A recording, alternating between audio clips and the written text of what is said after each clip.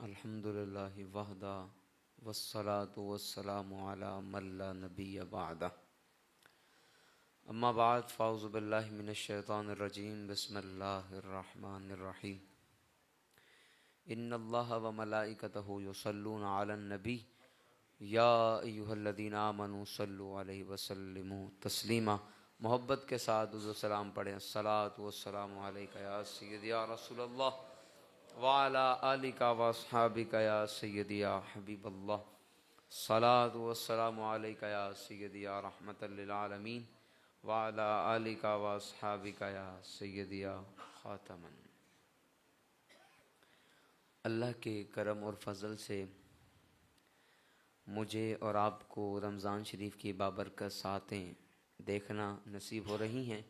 اللہ پاک سے دعا ہے کہ وہ ان بابرکت لمحات کی برکتیں ہم سب کو نصیب فرمائے۔ مختصر درس قرآن کا سلسلہ ہے۔ آغاز کے اندر ایک آیت مبارکہ تلاوت کرنے کی سعادت حاصل کرتا ہوں، آپ لوگوں نے توجہ کے ساتھ سماعت کرنی ہے، پھر اسی پر مختصر گفتگو ہوگی۔ اعوذ باللہ من الشیطان الرجیم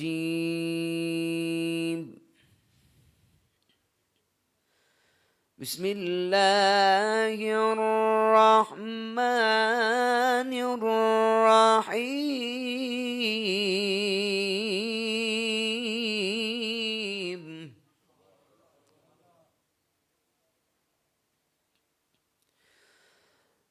اذهبوا بقميصي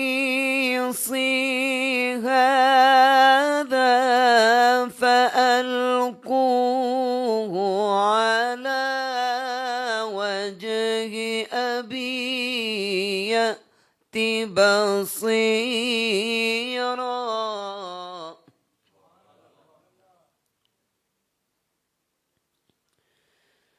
فرمایا کہ میری یہ قمیض لے جاؤ اور میرے باپ کے چہرے پر ڈال دو، اس کی برکت سے اللہ ان کی کھوئی ہوئی بینائی واپس عطا فرمائے گا۔ یہ جناب یوسف علیہ السلام کا جملہ ہے۔ ہوا یہ کہ جب کنویں سے نکل کر وہ مصر کے بادشاہ بن گئے اور زمانہ وہ منظر دیکھتا رہ گیا، بھائی آپس میں ملے، کہا جی میرے والد کا کیا حال ہے؟ کہا والد کا کیا بتائیں، جب سے آپ سے بچھڑے ہیں آپ کا ایسا دکھ لگ گیا ہے کہ بینائی رو رو کر جا چکی ہے۔ تو فرمایا پھر ایسا کریں، میری یہ قمیض لے جائیں اور میرے باپ یعقوب علیہ السلام کے چہرے پر ڈالیں، مالک کائنات یوسف علیہ السلام کی قمیض کی برکت سے جناب یعقوب کی بینائی ان کو واپس عطا فرمائے گا۔ اس سے یہ پتہ چلا کہ جس چیز کو نسبت ہو جائے اللہ والوں کے ساتھ، اس چیز میں ایسی طاقت آ جاتی ہے جس کا کوئی تصور نہیں کر سکتا۔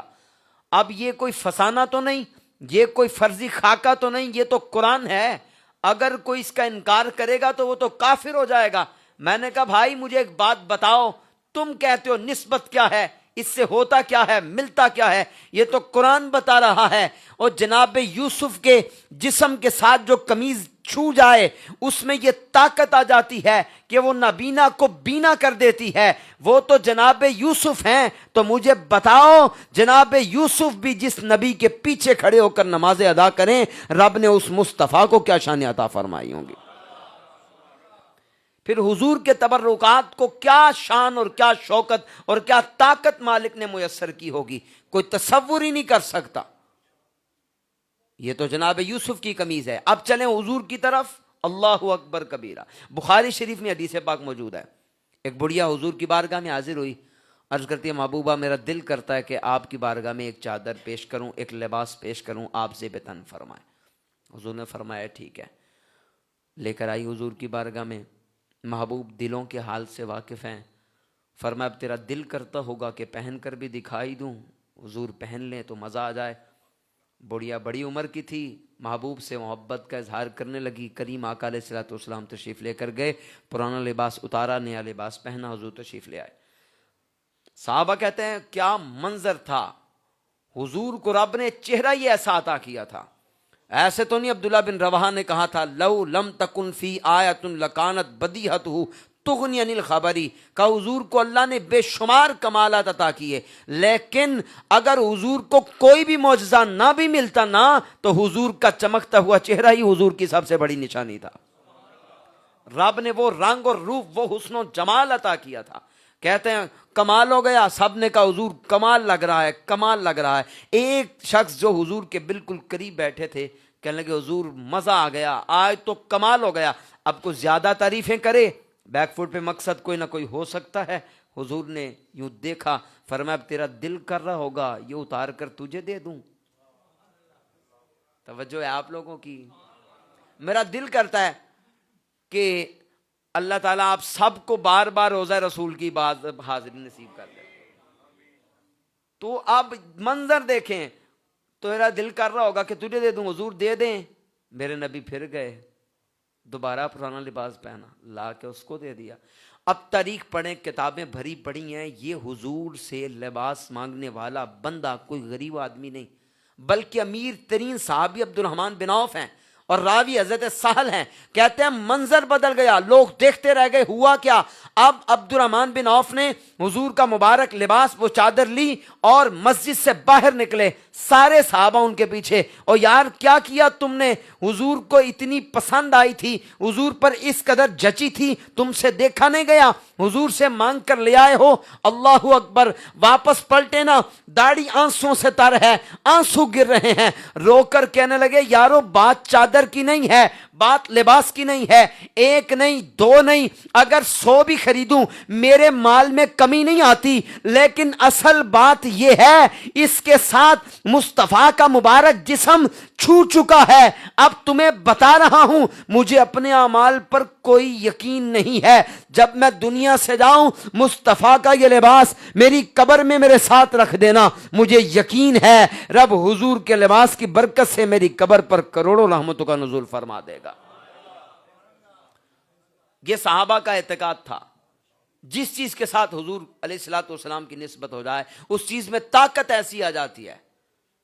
ایسے تو نہیں ام المؤمنین کے پاس حضور کا مبارک جبہ تھا، یہ روایتیں ان لوگوں نے پڑھی نہیں، منہ اٹھا کر ہر بندہ بات کر دیتا ہے، اے جی ملتا کیا ہے؟ میں نے کہا تجھے کیا ملے گا؟ اوے جا کر دیکھ تو صحیح، کوئی اس بارگاہ میں آتا ہے، کوئی ابو بکر بن جاتا ہے، کوئی فاروق اعظم بن جاتا ہے، کوئی عثمان غنی بن جاتا ہے، کوئی مولا علی بن جاتا ہے۔ وہ آئے تو صحیح، ملتا ہے کیا مدینے میں؟ ایک بار جا کے دیکھ، وہ کرتے ہیں مالا مال وہ، تو دامن بچھا کے دیکھ، تیرے غریب خانے میں وہ آئیں گے ضرور، تو بھی کبھی ان کے نام کی محفل سجا کے دیکھ۔ دل سے ان کے ہو کر تو دیکھو، ان کے ساتھ جس چیز کی نسبت ہو جائے اس چیز میں طاقت ایسی آ جاتی ہے جس کا کوئی تصور ہی نہیں کر سکتا۔ اللہ اکبر کبیرہ۔ روایات بھری پڑی ہیں، صحابہ کا انداز یہ تھا، جس چیز کے ساتھ حضور کی نسبت ہو گئی صحابہ نے حد درجے کا احترام کیا اس کا۔ بخاری شریف کے اندر حدیث پاک موجود ہے، عروہ بن مسعود نے ابھی کلمہ نہیں پڑھا، واپس پلٹے اپنی قوم کے پاس، کہنے لگے یہ القوم واللہ لقد وفدت علی الملوک وفدت علی کیسرا والکسرا والنجاشی واللہ ان رأیت قط مالکا ان یعظم اصحابہ ما یعظم اصحاب محمد محمدا۔ کہا میری قوم بڑے بڑے سرداروں کے پاس گیا، میں نے کیسر و کسرا اور نجاشی کے دربار بھی دیکھے، لیکن مسلمانوں سے جھگڑا نہ کرنا تم جیت نہیں سکتے۔ میں نے وہ منظر دیکھا ہے جو میں نے کائنات میں کہیں پر بھی نہیں دیکھا۔ کہنے لگے یار بندہ ساڈا تعریفاں نہ دیاں، کیا دیکھا ہے؟ کہا واللہ اذا تنخم نخامتا الا واقعت فی کف رجل منہم فدلک بہا وجہہ وجلدہ۔ میں نے اپنی آنکھوں سے دیکھا ہے جب لعاب کو نسبت مصطفیٰ سے ہوتی ہے، حضور لعاب ڈالتے ہیں نا زمین پر نہیں گرتا، صحابہ کی ہتھیلیوں پر آتا ہے، اور جس کی ہتھیلی پر آتا ہے وہ کیا صاف کرتا ہے؟ نہ، بلکہ وہ اس سے چہرے کو بھی مس کر لیتا ہے، اپنے جسم کو بھی مس کر لیتا ہے۔ نسبت کا احترام دیکھیں صحابہ نے کس انداز سے کیا۔ واللہ اذا تودع قادوا سیقتتلون علی وضوئہ اذا تکلم خافضوا عنده اصواتهم۔ کا حضور جب وضو کرتے ہیں محبوب کے وضو کا پانی لینے کے لیے، صحابہ ایسے جھگڑتے ہیں جیسے ایک دوسرے کو قتل کر دیں گے، اور جس کو پانی نہیں ملتا وہ کیا کرتا ہے؟ یہ صحابی تھے، میں نام کسی کا لیتا نہیں کیونکہ کسی کی اتنی اوقات ہی نہیں ہے، ان کو سمجھ نہیں آئی یار حضور کی بات کیا ہے۔ صحابہ کا انداز دیکھیں، جس کو پانی نہیں ملا وہ دوسرے کے ہاتھ سے ہاتھ ماس کر رہا ہے، چلو پانی نہیں ملا تھوڑی سی تری مل جائے، تھوڑی سی برکت مل جائے۔ کیا انداز ہے حضرت انس بن مالک رضی اللہ تعالیٰ عنہ، آپ نے حضور کے مبارک ناخن اپنے پاس رکھے ہوئے ہیں، جی کیا کرنا ہے حضرت؟ کہا جب دنیا سے جاؤں نا میرے نبی کے مبارک ناخن انس کی آنکھوں پر رکھنا اور قبر میں ساتھ ہی دفن کر دینا، مجھے پتا ہے رب حضور کے مبارک ناخنوں کی برکت سے میری بخشش کر دے گا۔ آپ جانتے ہیں حضرت خالد بن ولید کون ہے؟ خالد بن ولید جیسا شیر جن کو حضور کہیں خالد سیف من سیوف اللہ، خالد اللہ کی تلواروں میں سے ایک تلوار ہے، کسی میدان میں بھی شکست نہیں کھاتے، جدھر قدم رکھتے ہیں کافروں کو تہس نہس کر کے رکھ دیتے ہیں، لیکن طاقت کہاں سے آئی؟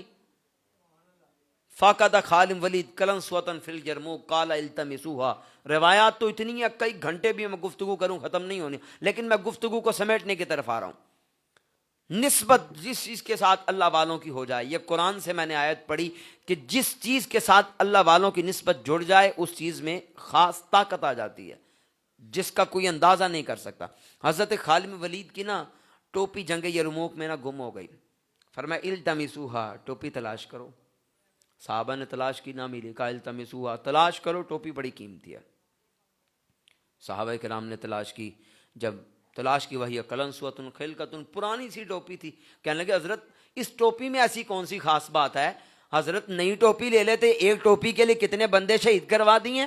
فرمایا تمہیں پتہ نہیں ہے یہ ٹوپی میں خاص بات کیا ہے، حضور بتائیں ہمیں بھی تو پتہ چلے۔ کہا تامر رسول اللہ صلی اللہ تعالی وسلم فحالک راسہ، اصل بات یہ ہے تم صرف ٹوپی کو دیکھ رہے ہو، تمہیں اصل بات کا پتہ نہیں، حضور بتا دیں۔ کہ میرے محبوب نے عمرہ کیا تھا، حضور نے مبارک سر کے بالوں کو اتارا، میں لوگوں سے آگے بڑھ گیا، نبی کے مبارک بالوں کو لے کر میں نے اس ٹوپی کے اندر سیا۔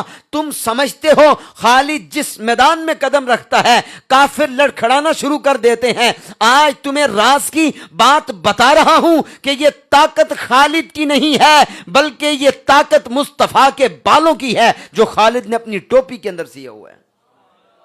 ان بالوں کی برکت سے رب خالد کو ہر میدان میں فتح یابیاں عطا کر دیتا ہے۔ نسبت رسول جب بالوں کو ہوئی ہے، ان بالوں میں طاقت دیکھیے کیسی ہے،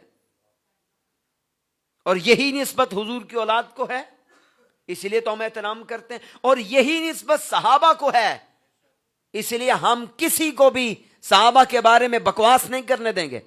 جس کا دل کرے اے جی ہمارے پیر صاحب بہت پہنچے ہوئے ہیں، بڑے علم والے ہیں، میں نے کہا علم والے تمہارے پیر صاحب ہیں یا حضرت امیر معاویہ ہیں جن کو علم کی دعائیں مصطفیٰ نے دی ہیں، جن کے علم کی گواہی مصطفیٰ نے دی ہے؟ اے جی کہاں ہے؟ میں نے کہا اٹھا ابو داؤد، کریم آقا نے ہاتھوں کو اٹھا کر کہا تھا اللہم علم معاویۃ الکتاب والحساب وقہ العذاب، اے اللہ میرے امیر معاویہ کو حساب و کتاب کا علم بھی عطا فرما اور ان کو عذاب نار سے بھی محفوظ فرما۔ تم جناب ہر دوسرا بندہ اٹھ کر صحابہ پر بکواس کرے، اے جی فلانے نے وہ کیا، فلانے نے وہ کیا۔ میں نے کہا میری بات سن، ابے تے چاچے دی لڑائی ہوئے نا تے منڈے دا کام نہیں باندا کہ چاچے دا گریبان پھاڑ لے۔ اگر سمجھدار باپ ہوگا نا تو ایک کان کے نیچے دے گا، وہ کہے گا بھائی بہ جا، تو کتھوں آ گیا، میرے تے میرے بھرا دا مسئلہ ہے۔ اور بھائی صحابہ اتنی بلند و بالا ہستیاں، تو ہر بندہ ان کے بارے میں منہ اٹھا کر بات کرنا شروع کر دے۔ ان کو حضور نے یہ مقام دیا۔ میں نے کہا دیکھو صحابی عمل سے بنا ہی نہیں، یہ بات اور گفتگو میری ختم، صحابی عمل سے نہیں بنا۔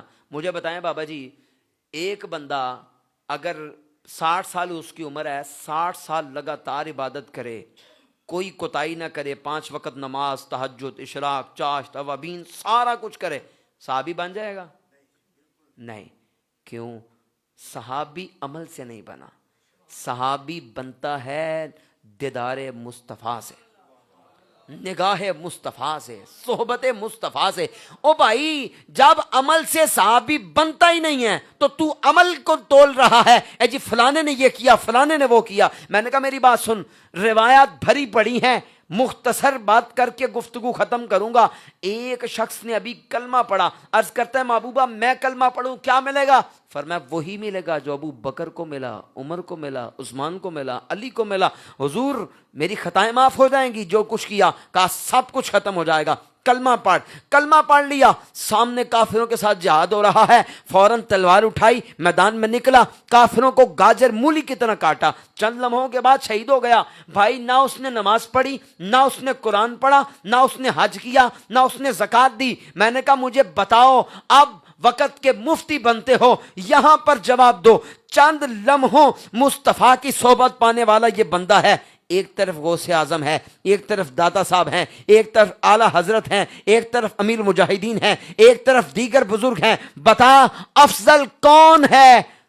انہوں نے تو اتنی نمازیں پڑھی، انہوں نے تو حدیثیں پڑھی، انہوں نے تو قرآن پڑھا۔ او بھائی لکھا ہے کتابوں میں، کروڑوں غوث بھی مل جائیں تو اس چند لمحوں کے اندر صحابی بننے والے اس شخص کی شان کا کروڑوں غوث مل کر بھی مقابلہ نہیں کر سکتے۔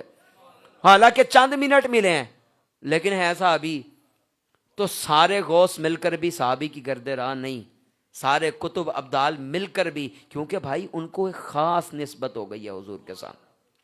تو گفتگو بڑی دور تک جا سکتی ہے، لیکن قرآن کا یہی درس جو میں نے آپ کو ابتدا جہاں سے کی تھی وہیں پر اختتام کر رہا ہوں کہ جس چیز کو نسبت ہو جائے اللہ والوں کے ساتھ، اس چیز کا ایک خاص احترام بھی ہوتا ہے، چاہے وہ صحابہ ہوں، چاہے وہ اہل بیت ہوں۔ صرف اور صرف آپ اگر دیکھیں گے آنکھیں کھول کر، آپ کو پتہ چلے گا یہ اہل سنت کا ہی واحد امتیاز ہے کہ ہم نہ کسی صحابی کے بارے میں غلط بات کرتے ہیں، نہ اہل بیت کے بارے میں بات کرتے ہیں۔ کچھ لوگ وہ ہیں جو صحابہ کی بات کر کے اہل بیت پر بکواس کرتے ہیں، کچھ اہل بیت کی آڑ میں صحابہ پر بکواس کرتے ہیں۔ میں کہتا ہوں سنیوں تمہیں مبارک ہو، رب نے تمہیں اتنا صاف اور سچا عقیدہ عطا کیا ہے اور ایسا صاف ستھرا نظریہ عطا کیا ہے کہ تم صحابہ کی دہلیز کی بھی غلامی کرتے ہو اور اہل بیت کی دہلیز کی بھی غلامی کرتے ہو۔ اللہ تعالیٰ مجھے اور آپ کو قرآن کی آیات سمجھنے کی توفیق عطا کرے۔ ایک ایک آیت زندگی گزارنے کا سلیقہ بتاتی ہے۔ یہ کتاب ہدایت ہے، یہ کتاب حیات ہے۔ اس کا ایک ایک لفظ مجھے اور آپ کو بتاتا ہے کہ ہم نے زندگی کو کس انداز سے گزارنا ہے۔ ہم بھٹکتے اس لیے پھر رہے ہیں کہ ہمیں قرآن کا علم ہی نہیں ہے، ہمیں پتہ ہی نہیں ہے قرآن نے کیا کیا باتیں بیان کر دی ہیں۔ اللہ مجھے اور آپ کو قرآن و حدیث کا صحیح طرح فہم عطا کرے، ہمیں سمجھنے کی توفیق عطا کرے۔ بات یہیں پر آ کر ختم۔ ٹہلتے کس جگہ جی اپنا بہلانے کہاں جاتے، ٹہلتے کس جگہ جی اپنا بہلانے کہاں جاتے، تیری محفل سے اٹھ کے تیرے دیوانے کہاں جاتے۔ خدا کا شکر ہے شمع رخ لی آئے ہو محفل میں، جو پردوں میں چھپے رہتے تو پروانے کہاں جاتے۔ خدا آباد رکھے سلسلہ یہ تیری نسبت کا، وگرنہ ہم بھری دنیا میں پہچانے کہاں جاتے۔ نصیر اچھا ہوا در مل گیا ان کا ہمیں، ورنہ کہاں رکتے کہاں تھمتے، خدا جانے کہاں جاتے۔ وآخر دعواہم ان الحمد للہ رب العالمین وما علی الا البلاغ المبین۔